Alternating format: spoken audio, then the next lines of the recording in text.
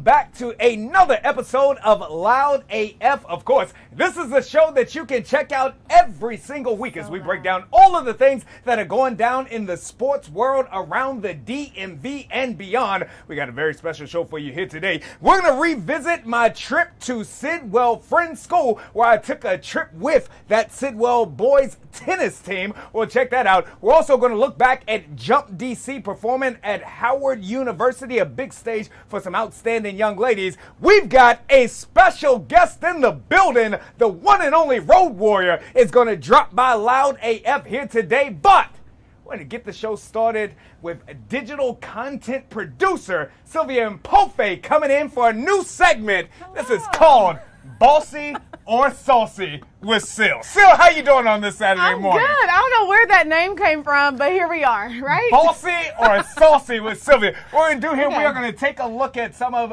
the things that have gone down in the sports world throughout the week, and then Sil, me and you will talk about it. We'll communicate. We will decide whether it was a saucy move or a bossy move. Let's do it. Okay, by the time I come in here next week, or next time I come in here, I want to have some signs. So you want to, they're going to fly up on the screen, saucy or bossy. I would like that. Let's go. Okay, first topic that we're discussing. Yes. Obviously, this is something that everybody saw. LeBron James versus Stephen A. Smith sideline at the end of that Lakers game. Yeah. If you're not aware of the incident, I don't know how you're not aware. Get on the internet. But essentially, Stephen A. Smith basically told us that LeBron basically approached him and said, "Watch your mouth when you're talking about my son." He walked up on him, being Bronny James. He did walk up on him at the end of that game. Some people wondering, was LeBron James appropriate and the right for doing it? Was Stephen A. Smith deserving of that? Was that unprofessional in that situation? What do you think, bossy or saucy? On behalf of LeBron or on behalf of Stephen A. Smith? Which? What you choose? Okay. Dealer's choice. All right. So we're gonna go ahead and I'm gonna make my choice here. I'm gonna say that this was on behalf of one LeBron King James. A saucy move, bro. This was a saucy move on behalf of one King James. Now, you look at it, I'm a father, so I know what it is, and my son's only 5 years old, but I don't even like it when the kids in his pre-K school look at my son the wrong way. I might roll up on a parent if they look at him the wrong way, so I understand as a parent where it is that you're coming from. But the thing of it is, Sylvia, is that his son is now a professional athlete. His son makes millions of dollars every year. And you know what Stephen A. Smith gets paid for? To critique that. To talk about the sports. He's getting paid. He's not only getting paid a little bit. Stephen A. Smith just signed a contract. He's making over $20 million a year to do just this, to talk about individuals such as LeBron James and such as his son. So I don't have a problem with LeBron having a problem with Stephen A. Smith, but as a man, a successful man, one of the biggest names in the world, call that man, bro. See, and that's where I have to interject because obviously I think LeBron is wearing a double hats here. You know, he's a professional NBA player, but he's also a father, and obviously now his son is his coworker and such. You know, that is his job. But when someone feels disrespected or you publicly said something about them that they feel like you wronged them, I don't think he's completely out of pocket to pull him to the side and confront him about it. Now, mind you, we don't necessarily know the specs of it. I know Stephen A. said that LeBron knows how to get in touch with him if he wanted to. But I mean, have you ever heard on site? It's wherever you're at, you know what I mean? You see somebody, you go pull them to the side, I saw them, versus, oh, wait, let me find some time to sit down and call this man and discuss what's going on. No, I think LeBron really has the attitude. It's what you want on site. I saw him. I saw my target. I'm going to address you right now. I'm not going to act like I didn't see you. I saw you. We saw each other, so I'm going to walk up to you and say something. What I do wish is that Stephen A. Talked about it the next day, saying, I knew he was coming to me as a father, so I didn't want to pursue it. But what I would have said in a different instance, but you had the opportunity to say something then, you didn't have to wait and be like, if I would have seen, if we would have had the phone call, because it's harping on the idea that LeBron was in fact out of pocket for approaching him that time. But you did have the opportunity. After LeBron said what he had to say, you easily could have been like, hey, you have my number. I would have preferred for us to have this conversation outside of this.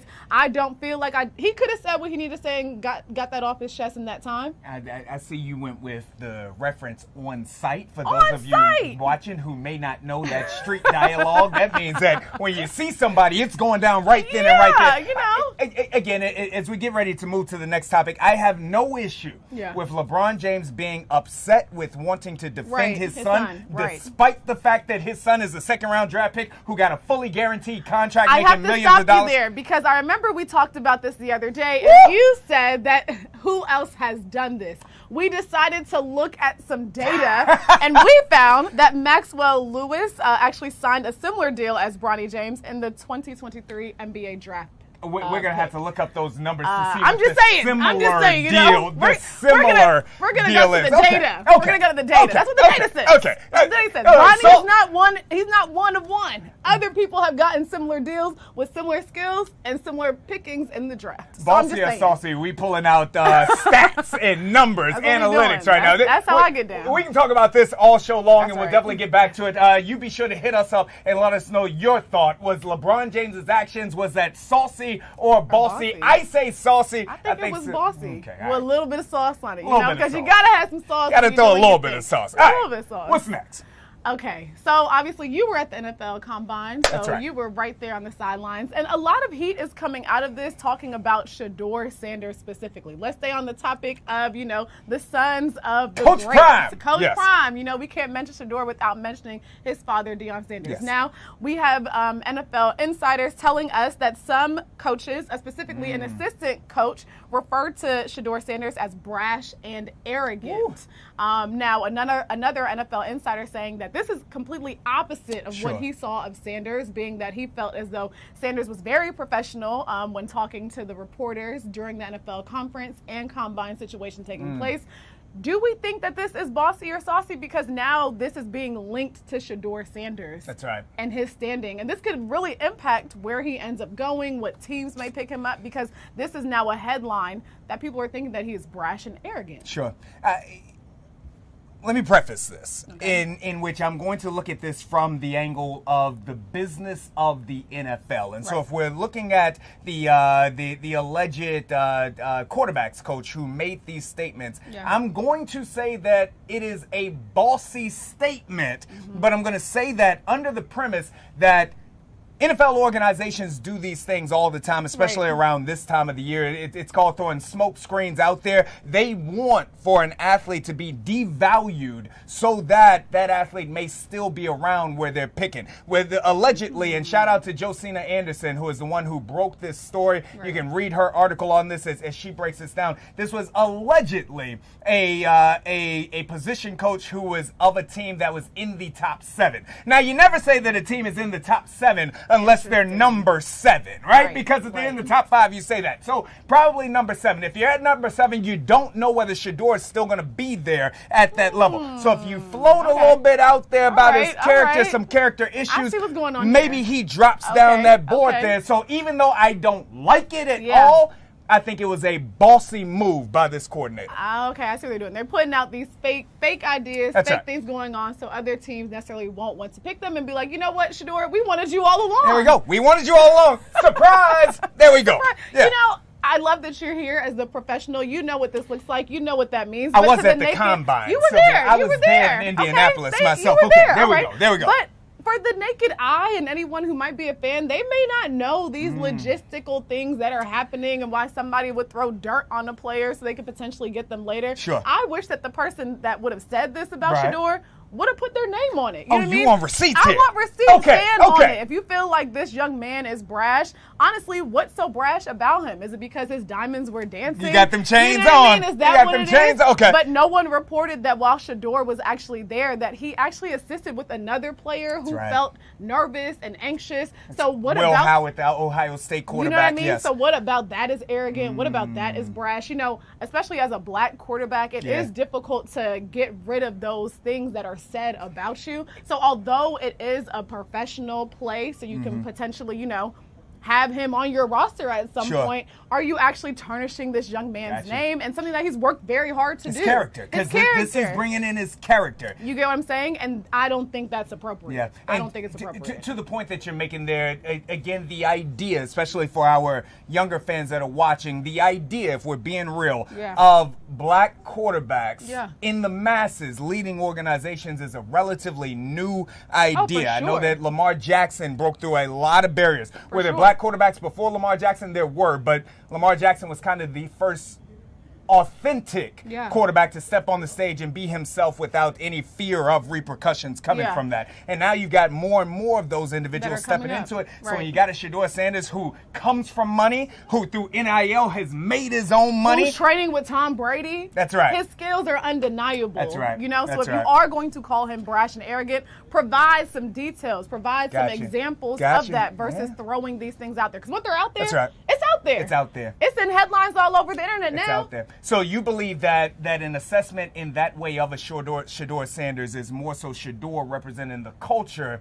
and that being taken the wrong way? Oh, for sure. 100. For sure. All right. All right. Sil says on behalf of the coordinator, she says that was saucy. I say that it was bossy, but with the pretense on that. All right. We got one more. We got about 1 minute left. Give it to us. Okay, so Angel Reese, of course, we know her as, you know, the Bio Barbie. That's right. Or the Be More Barbie from up the way. Barbie. There we go. She's right around the corner of DMV, but only when it's Angel Reese because, you know, Baltimore is not necessarily DMV. Gotcha. But, you know, she does play for the Chicago Sky, and currently the WNBA is working on getting these contracts together. They're working on putting the money on the table. All right. And Angel Reese is one of many WNBA stars who's basically speaking up and saying, you know, if we are not paid what we deserve or what we are worth, honestly, and what our skill set is, then we are willing to go into a potential lockout as an organization. I love it. I love it. What do we think? I think this is a bossy move. I think it's a bossy move, a bossy statement by Angel Reese. Shout out to Angel Reese. Shout out to Angel Reese. Shout out the rookie. The rookie second-year athlete now who came onto the scene and really turned the whole game around. When Angel was in college, the NIL deals that she was getting was comparable to the men out there because of the brand that she had built. She brought that brand to the W and also played as well. 3/4 of the way through, she was looking like a Rookie of the Year candidate alongside Caitlin Clark there. She and Caitlin really helped to elevate a league that was already building itself, making money, more attendance, more views, more this, that, the other, all across the board. So the women do deserve to get paid. Because still, right now, many of these women are playing in a secondary league because they have to keep working throughout the year to make their money. Let's not talk about the NBA views being down. Yeah, that's true too. Drastically down. Very low. So I think the WNBA do deserve to be paid what they deserve, but we're wondering, will that happen? You know what I mean? Are we in a place where we can see the WNBA being paid closer to their counterparts over there in the NBA? So we've been on the same page this far, but I think that now is when it is that we get into a little bit of a disagreement. I think that right now is when we hit that crossroads. Because yes, the women deserve to get paid. They're coming out here. They're putting that W on the map in a way that they've never been on the map before, but still. When you start talking about at the same level as the men, this is not anything about gender. This has nothing to do about the sex of the athlete. This is all about business. It's all about the numbers. Exactly. Even though the W is on the incline, the NBA may be on the decline, there's still a large gap in between them. Yes. I love that you brought in numbers because in that case, in that regard, does that mean that we should start reducing the salaries of the NBA players because their numbers are skylining? They're taking a dive. The WNBA is heading up, so why can't we actually raise their salaries and decrease these folks' salaries over here? Because the numbers are telling us that we're seeing something different. We're seeing some fandom in the WNBA. We're seeing a rise. With the NBA, we're seeing a decline. Should we also take away their salary a little bit? I understand. I don't know. I'm going to questions that need answers potentially. Questions that need answers, and we can revisit this again next week. And I'll give you the final word. My last word. Then I'll give you the final one. My last word is that NBA, those NBA contracts that continue to go up, there's going to be players making $90 million a year coming up, but a lot of that money comes from the television deals that That's they're true. getting. That is true. And we experience this here as you're watching us right now on Fox Local that is streaming. As more streaming platforms come around and more of those games come around, it might look like the viewers are not there because it's measured in a different way. We know this here, but the viewership and the TV deal that the NBA got is what is profiting these players a lot. So as the W begins to get those deals as well, they'll be able to make that money too. Yeah, ultimately what I do love about this is that there are these younger players who are coming into the WNBA who have all this attention on them, who have the NIL deals, as you mentioned, and they are using their platforms to continue to advocate for these entities who have already been advocating and fighting this fight anyway. So hopefully we can see more young athletes stepping into the forefront and trying to push that narrative forward, because obviously equal pay is needed. Equal pay is needed. Sil, you have been absolutely phenomenal. This is our first iteration of Bossy or Saucy with Sil. You get a 5, and as you get ready to walk out of the door, we're talking about young ladies doing the daggone thing at the highest level. I'm going to take you back to my story earlier this week where we had Jump DC, an outstanding double Dutch troupe from right here in the nation's capital. They performed at Howard University. Take a look. He looks absolutely awesome, and joining me are the ladies of Jump DC. Now, the ladies of Jump DC are a nationally acclaimed competitive double Dutch and troupe. I'd heard about these young ladies, but I had a chance to see them in action here today. I talked to them before their halftime performance and asked them what this troupe meant to them and what tonight's performance said about this team. As a young girl, I was really shy, and Jump DC has really helped me find myself as a person. I'm a little nervous because it's my first time, but a little confident. I feel like everything's gonna go good. Now, maybe they felt a little nervous but in advance, but things did indeed go even more than good. The young ladies of Jump DC put on an absolute show tonight. They had the bird rocking. Yeah, the lights were bright and the stage was big, but these young ladies were ready for the moment. They brought the dance, they brought the technique, they brought the athleticism, and they brought the crowd to their feet. But most importantly, they brought the community together. As the kids would say, the girls from Jump DC, they ate, bro. Tonight, they asked Director of Athletics Carrie Davis what it means to HU to host this competitive double Dutch team. Oh man, this is great to see these young people. Double Dutch is something that's part of our culture. I'm from the Bronx, and my aunt had a double Dutch group 40 years ago that traveled around the world. Italy, Germany, France, right, and just spreading the culture and legacy of black people in our community. Yeah, so I'd love to see these young kids still doing it, right? Double Dutch will be here for a long time. Go. It is the ladies of Jump DC. What a great night, what a great performance. My only unfortunate part is I didn't get to jump with them, but we'll do that again later. A truly special troupe. It was a great night. Back to you all. I think, Chad, if you tried anything that they were trying, your pants would have ripped. I don't think you can... We are here at Sidwell Friends School, the home of the Quakers boys tennis program. This is a pro team that has won state championships, so I asked them if they could teach me the fundamentals of the game. Every starts with a serve or return, the two most basic components of tennis. First, we began with the serve. Now, I learned the importance of technique, keeping my base square and following through with power. 1, 2, 3. Oh! Yeah! Now, I'm not going to say I was necessarily a pro, but I'm sure I could handle some student athlete somewhere. Maybe at my son's school. He's 5. Well, I think that your technique was taught to you very well, and I think that there was definitely some aspects of a natural affinity for a big serve. Big guy like you getting really over the net. I can see that you're an athlete. That was a great first start. We got to get you some more quality reps. and you'll be beating people in no time. Now it was time to hone the skills of the forehand and the backhand. I'm not even gonna lie to you, bro. I was basically Andre Agassi off the jump. I mean, Arthur Ashe ain't got nothing on me. Steffi Graf just slid into my DMs. She didn't. That was just a TV joke. Either way, my talent was unmistakable, bro. One might think 43 is a little old to be getting started, but when you got the game of Pete Sampras, sky is the limit. Yeah, we'll do it. I could definitely see, I taught you the backhand. I could definitely see some technique in there. I could definitely see a little natural talent. I don't know. I mean, you almost, took me out, took a couple of other people out. So, I mean, still a work in progress, but, you'll get there eventually, I think. A bunch of practice and, yeah. So maybe I'm not ready to be a tour pro just yet, but the boys here at Sidwell School, they are ready to compete for a state championship. The season starts next week. Back to you all. And coming up the And we're back here at Loud AF. Definitely want to give a huge shout out to Sidwell Tennis, who brought me in, taught me the fundamentals of playing the game of tennis. I'm telling you, y'all, young Andre Agassi out there, Pete Sampras, Steffi Graf, Michael Chang, and all of the above. Maybe none of those people. I don't really play the game very well at all, but thank you. Big time shout out to Sidwell. Big time shout out to Jump DC. Outstanding young ladies and outstanding culture and community, getting it done on a national platform.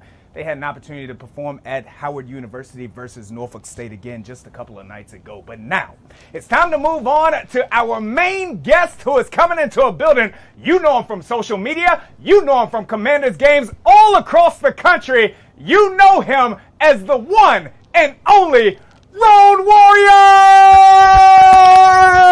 My brother, Road, thank you for stopping by Loud AF, bro. Man, I appreciate it. Appreciate you, man. I'm here. All right, well, now, I know you've been here, and not only have you been here, but you've been everywhere with the Washington Commanders, with this fan base, representing like a true fan should. I want to take you back to the beginning, though.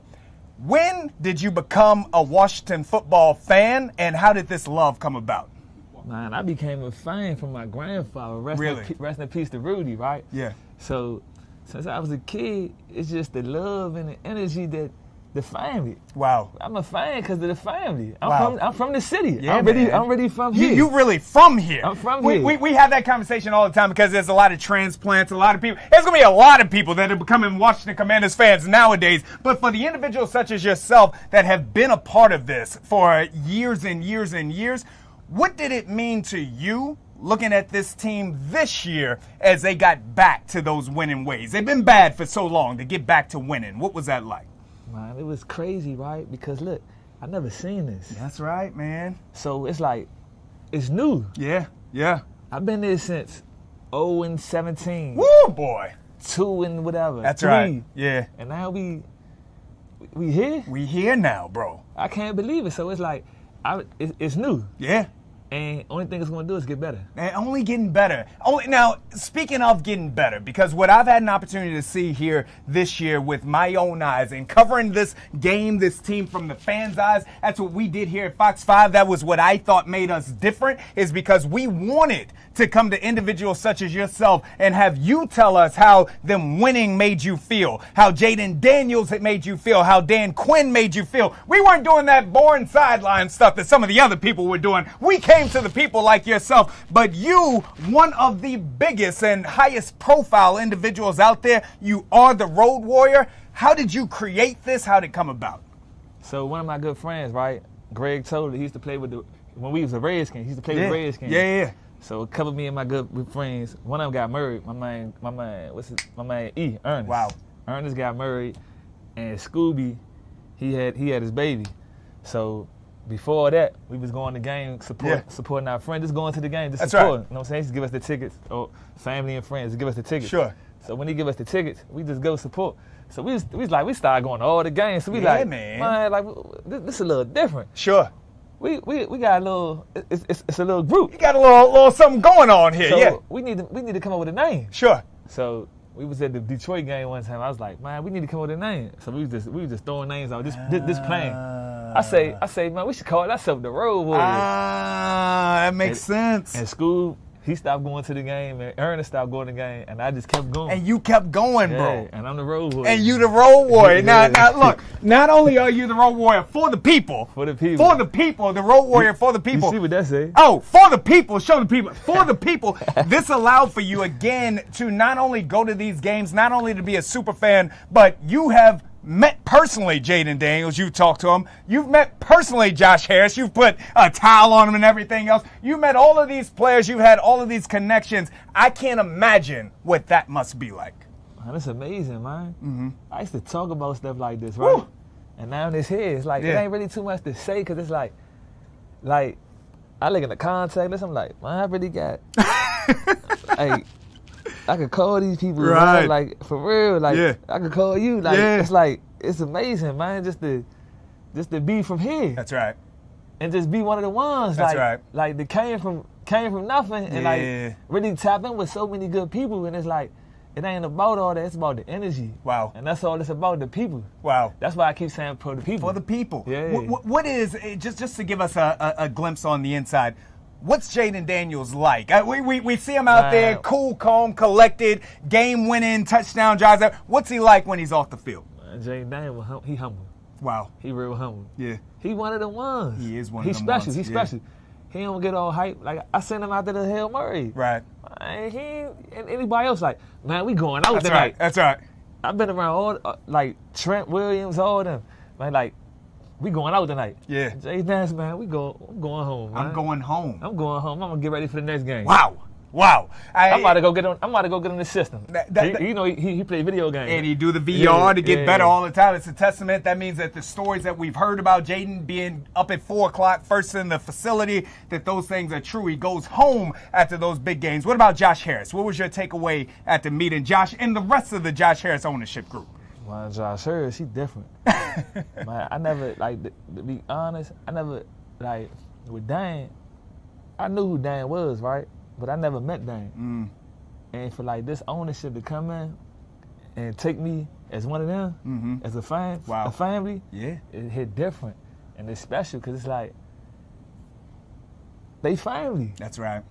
Like, Josh Harris, Mark N, all of them, man. It's just like, all of them. It's like, it ain't really too much I can say. It's just like, it's special. Yeah. Just to hit them up anytime, and they did for me. It's just like, it hit different.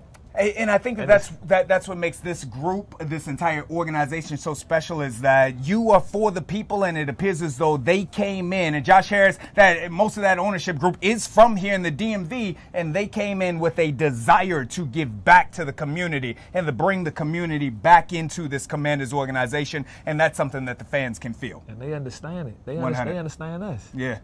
They understand us. They understand the people. They just understand it. It's just crazy because, like all these years, Dan Snyder had this team. Nobody never met Dan Snyder. Wow.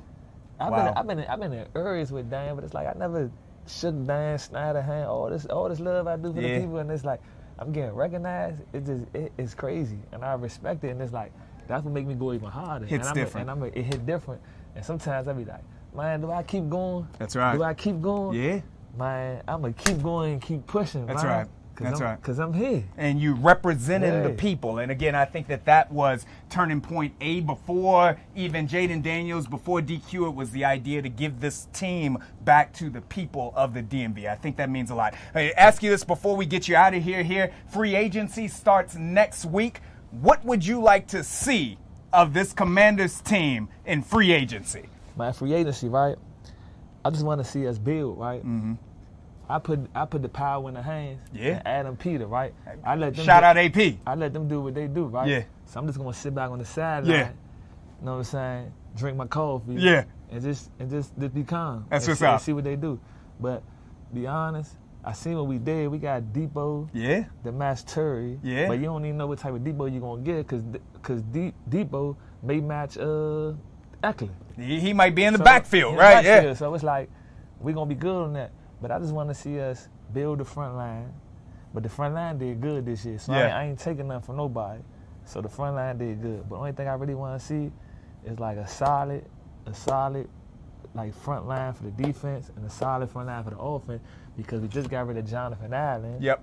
So it's like we need some DNs because we ain't really have a solid. Got to get DN. that pass rush consistent. We ain't have a really solid DN since Sweat. Yeah. So it's like we can get a solid DN. We got the locker room. We got Louvu and all them in the locker room. They gonna hold it down. Yep. So for real, what I really want to see, I just want to see a team. Yeah. We don't need no superstars. We don't need no superstars. I just want to see a team, and I just want to see them connect the dots. And the dots are already connected. We just missing like a little pieces out the puzzle. And when you put that puzzle together, that puzzle gonna connect. And when it connect, we there. It's gonna be powerful. It's powerful. Road Warrior, thank you very much. Shout out to Seal, shout out to Sidwell, shout out to Jump DC. I appreciate you, brother. Man, I appreciate you. And we appreciate you all for watching Loud AF. Road Warrior for the people. Good deal. Great. Maybe even weeks after the infection starts, do people get these really severe symptoms that can lead to lung disease, where people can't breathe and need oxygen, or kidney failure. But initially, it's really indistinguishable from many other viruses out there. And that's one of the challenges, where somebody may not present until weeks afterwards when they've gotten infected from a rodent. And so we've seen a handful of cases when somebody has been infected elsewhere, and then they've traveled to our hospital even a month later. And we have to really get clues about their exposures and ask them where they've been and if they've been exposed to any rodents like mice or rats. And we know that Gene Hackman's wife, according to officials there, actually died from the Hantavirus. Is it normally deadly, or again, does it kind of depend on the situation? It does depend on the situation. I do want to emphasize it is a very rare virus. So again, only 900 or so cases in 2 decades in the United States. When it does hit, unfortunately, it is quite fatal in many circumstances, with about a 35% mortality rate of those in the United States. I think that's most likely an overestimate, because there's probably more infection out there that goes unrecognized. The other thing I want to emphasize is that almost all these cases are geographically isolated to the southwestern United States. 95% of cases are west of the Mississippi. So, if you live east of the Mississippi or not in one of these endemic regions where this is found in animals, and you don't have exposure to mice or rats, there's really not much to worry about. Are certain people more susceptible? You talked about the portion of the country where these cases are normally seen, and again, a small number of cases overall, but are there different types of people, ages, things of that nature that are more susceptible? While this can cause disease in otherwise healthy people with no medical conditions, like most diseases, the brunt of illness that's seen is in really the vulnerable people. So that includes people at the extremes of age, like Gene Hackman and his wife, as well as people with underlying diseases such as immunosuppression, where their immune system is low for some reason, or pre-existing pulmonary disease. So if you're starting at a lower starting point with your pulmonary reserve, that's going to make fighting this off that much harder. Is the reason that we don't necessarily hear a lot about Hantavirus just because, as you mentioned, not a lot of people do get Hantavirus? It's very rare. And there's also no evidence of human-to-human spread. So once an infection does occur in a human, that's essentially a dead end. And you really are not at risk of giving this to somebody you live with or anybody else you interact with. So that's really a major reason why there's not more known about this. It's relatively understudied virus, and unless you have that clear, direct exposure, there's really not much to worry about. And the key here would be prevention. So making sure that your house is rodent-proof. When you're hiking or camping outdoors in these areas where it is found in animals, you don't expose yourself unnecessarily to any rodent droppings or any secretions from these animals. And we, of course, do want to emphasize that it is extremely rare, because we don't want people out there thinking, this could happen to me. Of course it could, but we don't want to scare people. So that's why I'm glad that you made sure to mention that it is very, very rare. Doctor, thank you so much for taking the time to join us and help break all this down. Is there anything you want to add about Hantavirus or the situation in general here before I let you go? Yeah, I think you've raised some very valuable points here. It can be a severe disease, but it's exceedingly rare. It's something that we really don't worry about unless there's a lot of exposure. So examples are where we've seen cases is, somebody was living in a, hiking in the woods and had a cabin and, had mice living in the cabin with them for many months at a time before they got infected. So it really requires that close direct contact. And assuming you don't have those direct contact with these animals that are infected, I wouldn't worry about this at all. All right, Dr. Scott Roberts there, Yale School of Medicine. Thank you so much for taking the time to be here with us. We appreciate it. Thank you, Josh. And I do want to get to the latest on the investigation. Again, a news conference held as more information came in about the deaths of Gene Hackman and his wife. Our Fox 26 Houston team has more. This investigation started on February 26th with the discovery of Mr. Hackman and Miss Arakawa and their dog. At a packed news conference Friday, some of the mystery surrounding the tragic deaths of acclaimed 95-year-old actor Gene Hackman and his wife, 65-year-old Betsy Arakawa Hackman, was solved. Officials out of New Mexico said the actor died a full week after his wife died.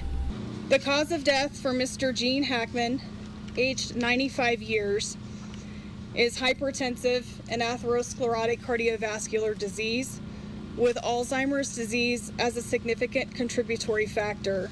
The Hollywood couple was thought to have been dead in their sprawling Santa Fe, New Mexico home in separate rooms for weeks when discovered by a maintenance worker. Initially, officials called their deaths suspicious. An open prescription bottle with pills scattered near Mrs. Hackman's body added to speculation. But the medical examiner said Friday her cause of death was traced to a rare disease called the Hantavirus. The cause of death for Miss Betsy Hackman is Hantavirus pulmonary syndrome. The manner of death is natural. Friday, Fox 11 spoke to a local infectious disease specialist about this potentially deadly infection. Probably caught Mrs. Hackman also unawares because there is leakage of the serum into the lungs, and so it becomes so bogged down that people cannot breathe anymore. And a big thank you there for the latest information. Now, we are going to head to a break here at 11:07 on the East Coast and 8:07 on the West Coast. On the other side, we're going to play those initial statements from investigators as they provided the additional information. That's coming up here in 2 short minutes.